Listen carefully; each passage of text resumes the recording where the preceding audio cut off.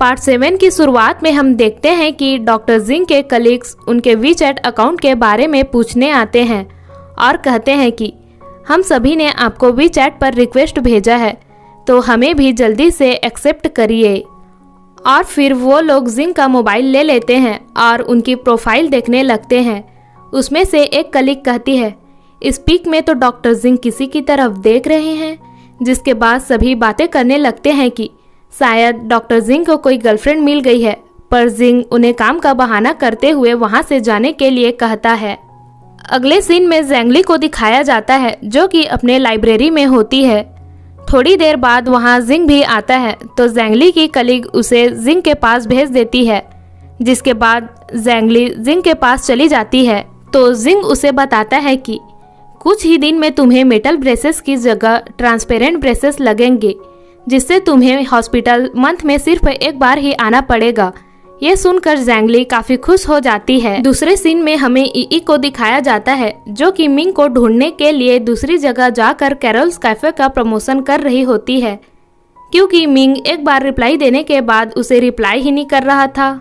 Promotion करते करते ई Ming को ही ढूंढ रही थी और फिर मिंग को आते देख जानबूझकर उससे टकरा जाती है और कहती है कि क्या इत्तेफाक है। ई उसे अपने कैफ़े के बारे में बताती है और उसे वहां आने के लिए फ्री पास भी देती है। तो मिंग कहता है, मैं अपने दोस्तों के साथ यहाँ जरूर आऊँगा। अगले सीन में ज़ैंगली हवरान के साथ अपने सौतेले पिता से मिलने आई हुई होती है, जो कि हवरान के रियल डैड हैं, जिनका नाम है अंकल डैंग। यहाँ मैं आपको बता दूं कि अंकल डैंग और ज़ैंगली की मॉम का डाइवोर्स हो चुका है। ज़ैंगली अंकल डैंग से मिलके काफ़ी खुश होती है और थोड़ी देर बातें करने के बाद ज़ैंगली अंकल डैंग को हैप्पी बर्थडे विश करते हुए उनका बर्थडे गिफ्ट देती है। अंकल डैंग ज़ैंगली की बहुत केयर करते हैं, तो हावरान मजाक में कहता है, डैड आपका बेटा मैं हूँ, आप मेरी केयर क्यों नहीं करते।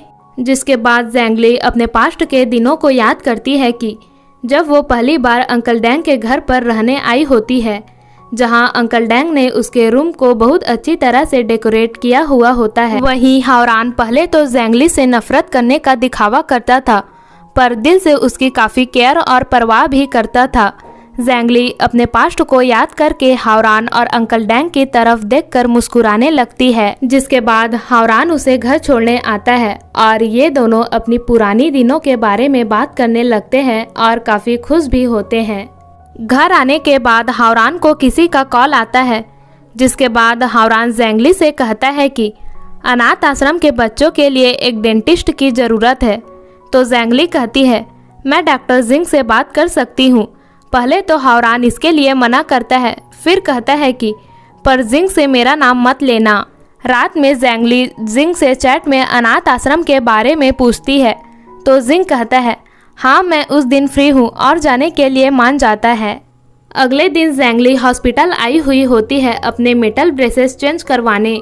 जिंग ज़ैंगली का मेटल ब्रेसेस चेंज करता है, जिसके बाद ये दोनों साथ में हॉस्पिटल से बाहर आते हैं, जहां हावरान इन्हें पिकअप करने आया हुआ होता है और फिर ये तीनों अनाथ आश्रम जाने के लिए निकलते हैं। दूसरे सीन में मिंग अपने फ्रेंड्स के साथ कैरोल्स कैफे आता है, जिसे देखकर ई काफ़ी खुश हो जाती है और फिर खुद ही उनको कॉफ़ी सर्व करती है। मिंग को अपने कैफ़े में देखकर ई की खुशी का तो ठिकाना ही नहीं रहता। अगले सीन में अनाथ आश्रम पहुंचकर जिंग सभी बच्चों का बड़े प्यार से ट्रीटमेंट करता है और फिर बच्चों के ज़्यादा जिद करने पर ये तीनों उनके साथ लुका छिपी भी खेलते हैं, जहां जिंग और ज़ैंगली साथ में छिपे हुए होते हैं और एक दूसरे को देखने लगते हैं। कुछ देर बाद ये तीनों अनाथ आश्रम से अपने घर जाने के लिए निकलते हैं। आगे बढ़ने से पहले अगर आपने हमारे चैनल डिम्पल ड्रामा को सब्सक्राइब नहीं किया है तो जल्दी से सब्सक्राइब करके बेल आइकन को भी प्रेस करो गाइस, ताकि हमारी न्यू वीडियोस की नोटिफिकेशन आपको मिल सके।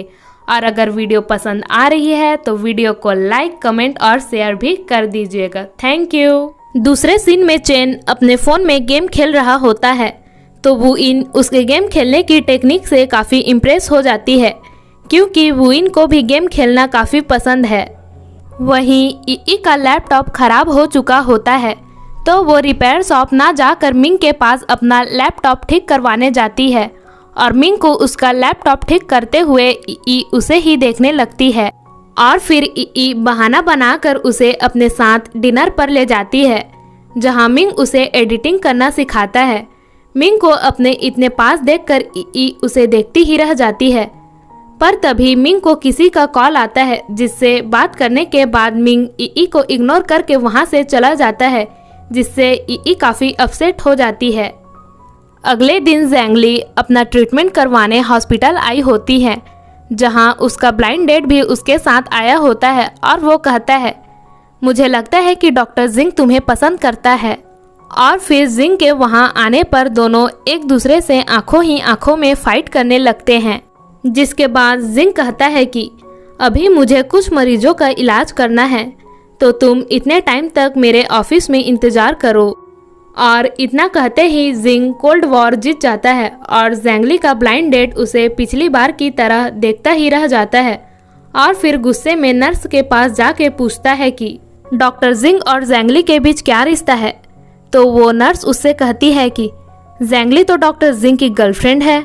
और ये सुनकर ज़ैंगली के ब्लाइंड डेट का फेस तो एकदम देखने ही लायक होता है।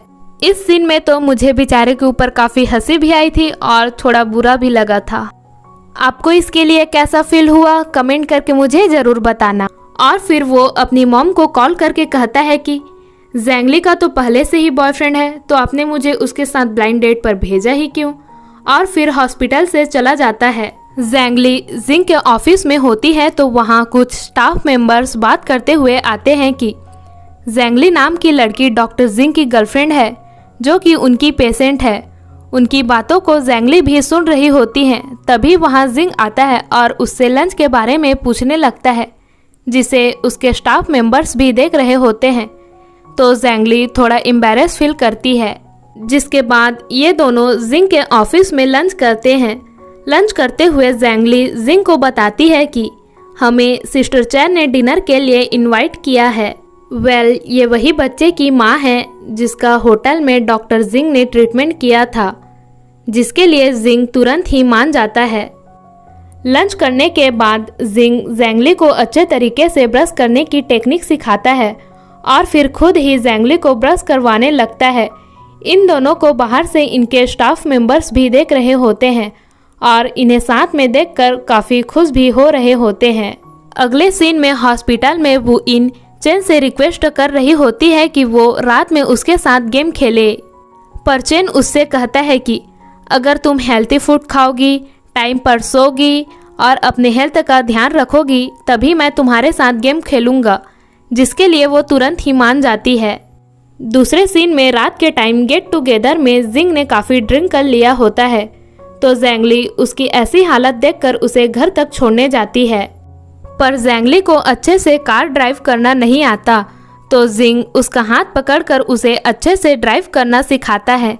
तो ज़ैंगली काफ़ी खुश हो जाती है, जिसे देखकर जिंग भी मुस्कुराने लगता है। अगले सीन में वो इन चेन के साथ मिलकर गेम में बार बार जीत रही होती है, जिसके बाद चेन उसे कहता है कि तुम्हारे सोने का टाइम हो गया। पर वो इन उसे एक और मैच खेलने के लिए कहती है, पर ये मैच वो हार जाते हैं क्योंकि गेम खेलते खेलते चेन के अंगूठे पे कट हो गया था, जिसे देखकर वो इन उसके लिए बैंडेज लेकर आती है और फिर उसके अंगूठे में लगाती है। तभी चेन उसे न्यू ईयर पे अपने साथ घूमने जाने के लिए पूछता है, जिसके लिए पहले तो वो इन मना करती है, फिर बाद में जाने के लिए मान जाती है। ज़ैंगली जिंग को उसके घर छोड़ने के बाद टैक्सी का वेट कर रही होती है। टैक्सी आने के बाद ज़ैंगली अपने घर जाने के लिए निकलती है, तो जिंग उसकी तरफ देखते हुए मन में कहता है कि मुझे तुम्हारे ब्रेसेस चेंज नहीं करना चाहिए था, क्योंकि इससे मैं तुम्हें महीने में एक बार ही मिल पाऊंगा। और ज़ैंगली भी सेम यही सोच रही होती है और फिर इसी के साथ पार्ट 7 की एंडिंग हो जाती है। आई होप गाइस आपको मेरी एक्सप्लेनेशन पसंद आई होगी, तो please like the video, comment भी कर देना और चैनल को सब्सक्राइब करना मत भूलना। मिलते हैं इस ड्रामे के अगले पार्ट में।